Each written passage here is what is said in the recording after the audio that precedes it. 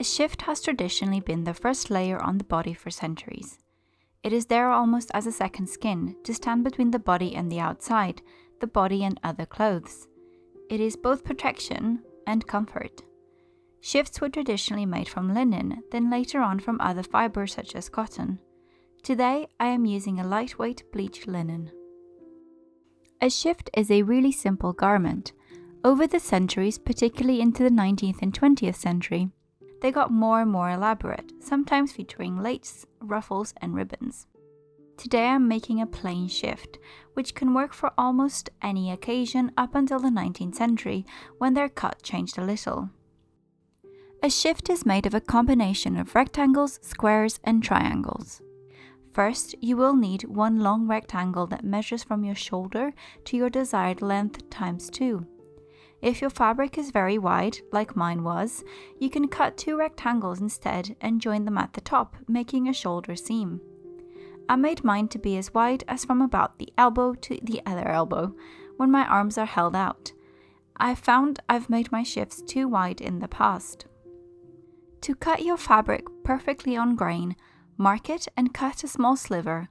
Then, armed with a pin or a needle, lift up that thread and trace it. You can then pull the thread out. Depending on the quality of your linen, your thread might break. Mine did several times, so I just pulled it up again and continued pulling. You can then follow that gap in the weave and cut with a small pair of scissors perfectly on grain. I really weirdly enjoyed this process, but it is absolutely not necessary.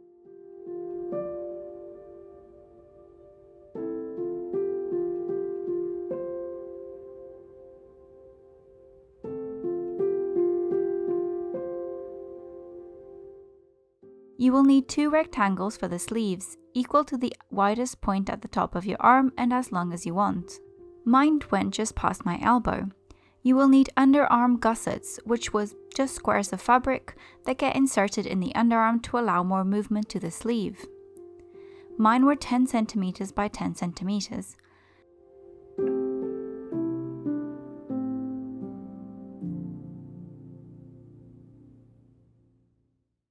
Finally, this last shape is optional. I used my leftover fabric to cut out godets. These are as long as from my waist to the desired length of the shift and the arbitrary width of 25 cm. I did this by cutting a rectangle that is the desired length by 25 cm in half across the diagonal.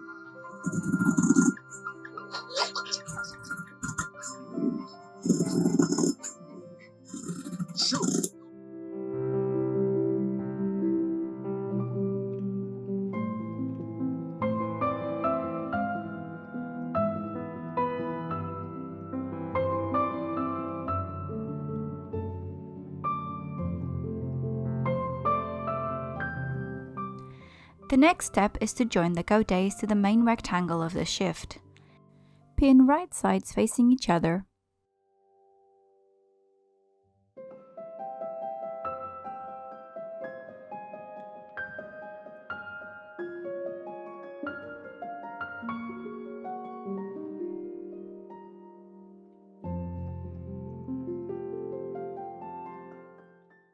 sewed these godets with some waxed linen thread and a running back stitch.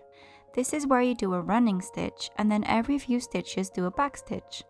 I did this every 3 running stitches.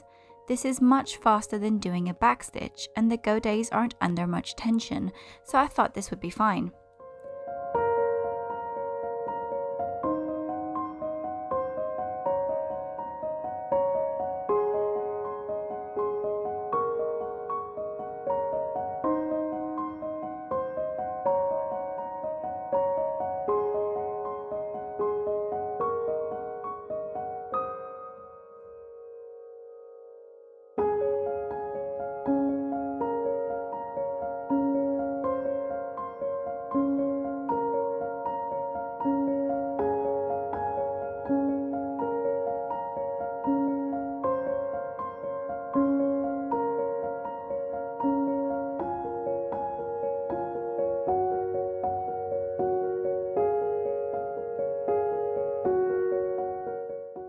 There is a lot of stitching. There's a lot of stitching.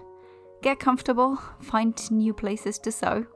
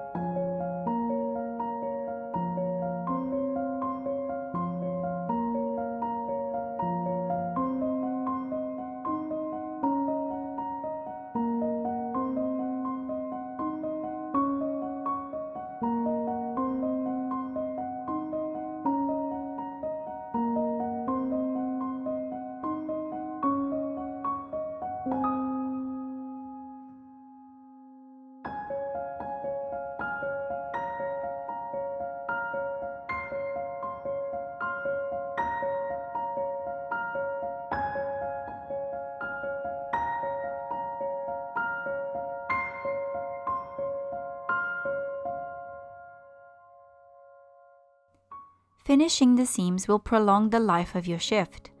I pressed open the seams, trimmed one side of the seam allowance down, and then pushed over the other side of the seam allowance, turning the raw edge under. This encases the raw edge. I then hand sewed it down with a felling stitch. This is a flat felled seam or a felled seam. Once the godets were done, I pinned up the side seams, stopping at the underarm. The underarm will equal half the total width of your sleeve rectangle, plus the 10 centimeters from the underarm gusset. I sewed this seam with a back stitch and then felled it too.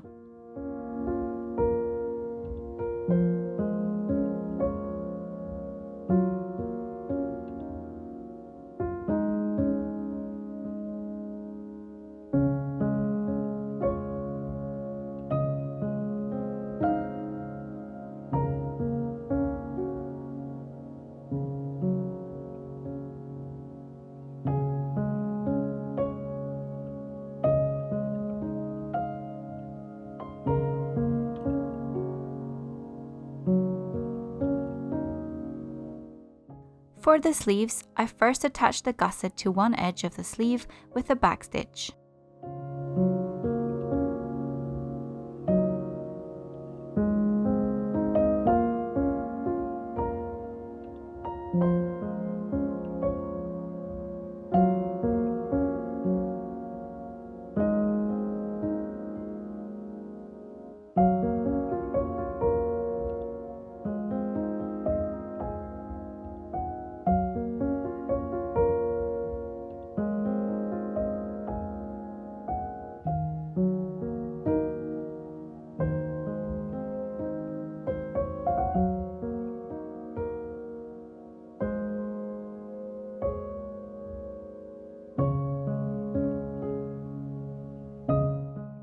I then fold over the rest of the sleeve, pinning that seam together. Once that seam reaches the gusset, the sleeve edge is sewn to the gusset, rather than the other side of the sleeve. This is also done with a back stitch and felled. That completes the sleeve.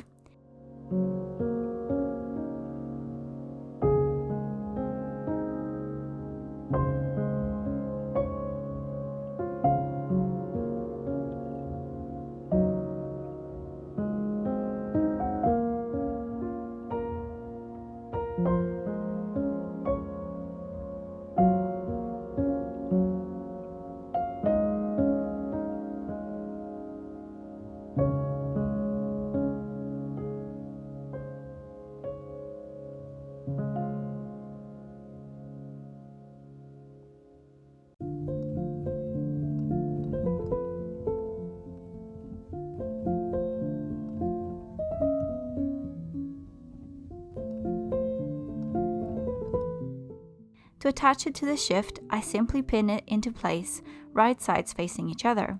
The triangle edge of the gusset is a bit finicky, but I just make sure when sewing that my stitches meet at that point to create a smooth finish.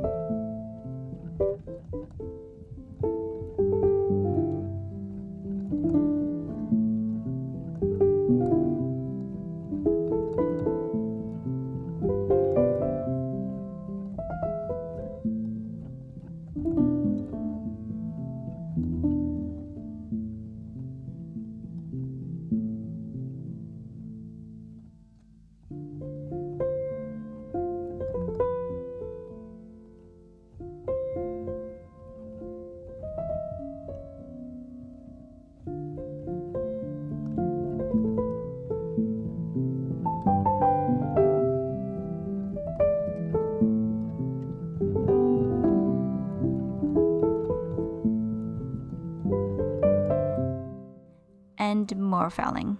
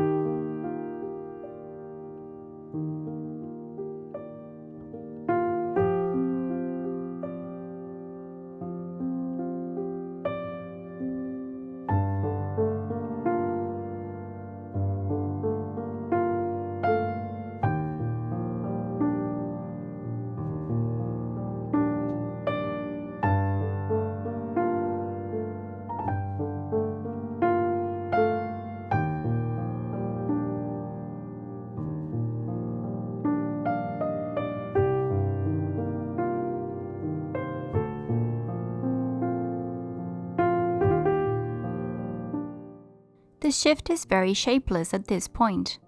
I try it on and mark where I want the neckline to be and where the sleeves should end. I want this to be more the 18th century square neckline that I've seen on extants. Then, I cut out the neckline, making it lower at the front than at the back.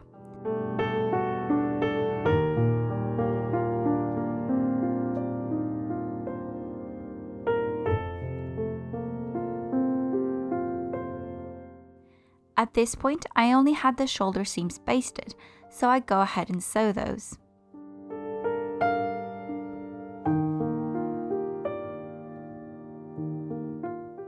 For the neckline, I first attempted a wide hem, in the hopes that when gathered with the string, it would make a little ruffle. But this was ugly, and too bulky, so I ended up changing it later on, where I trimmed it back to a narrow 1/2 inch, turning it under twice and stitching it down with a whip stitch. This makes a little channel for a ribbon. With an awl, I make 2 perforations and sew 2 tiny eyelets to make an entrance for the ribbon into the channel.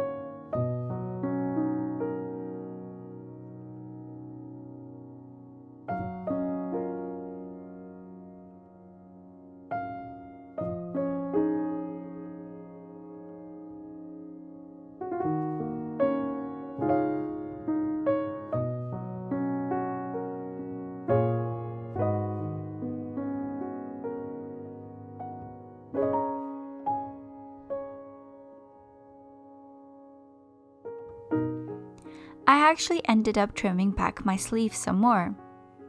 To hem them, I simply turned the raw edge under twice, narrowly, and sewed it down with the whip stitch too.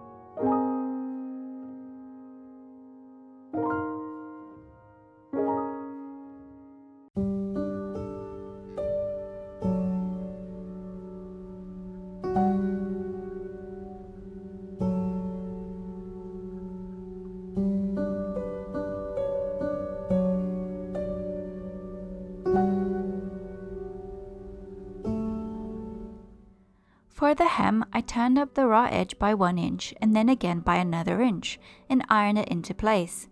This was then hand sewn with a whip stitch. After I threaded my ribbon, it was complete. I love this shift, it is by far my best made one.